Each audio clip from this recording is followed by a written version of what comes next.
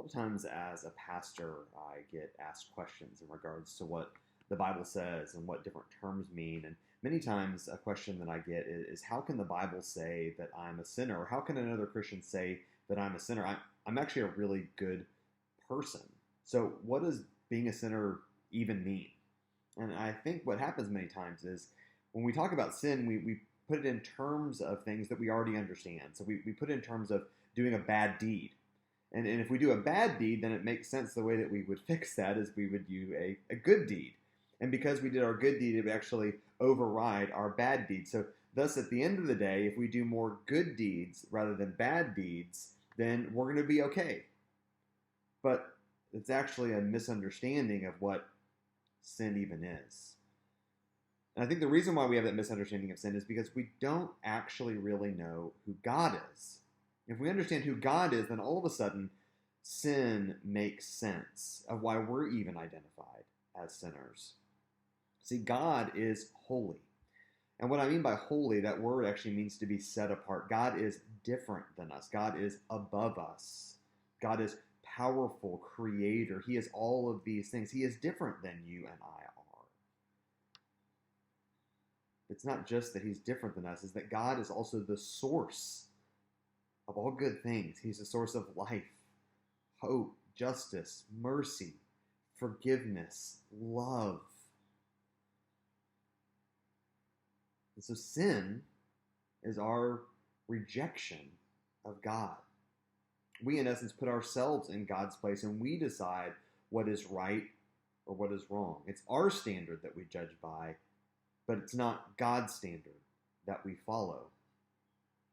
And so, based upon our choices and lifestyle, what we actually do in our sin is we say, God, we don't want your ways. We want to do our way. And so we separate ourselves through our sin. Well, what this functionally means then, that if we separate ourselves by our sin, then it means that we are separating ourselves from the source of all these good things. We're separating ourselves from God. And so that means that we're separating ourselves from love and grace, compassion, justice, mercy, forgiveness, and hope. Sin isn't just a bad deed. Sin is a destructive thing that destroys our relationship with God and with others. And sin, at the same time, is also one of the most empirically verifiable facts of the world that we live in. We experience it in ourselves as well as in our world. And yet it's also the thing that we work hardest to repress and pretend like it's not an issue at all. And the reason why is we don't want to look at the evidence. Because if we begin to really look at the evidence, then we realize that we have a huge problem. One that is so much bigger than you or I could ever fix. And that means that we don't really like our diagnosis. We don't like our condition. Because it means that because of our sin, we have a broken relationship with God.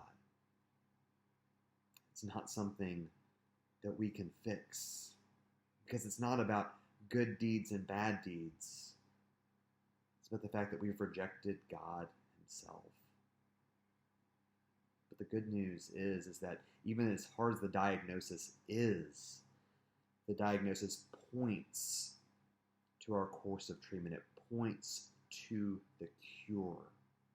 And that's why Jesus is so important. That's why we also have to understand the Bible isn't being judgmental. It's simply stating who we are outside of being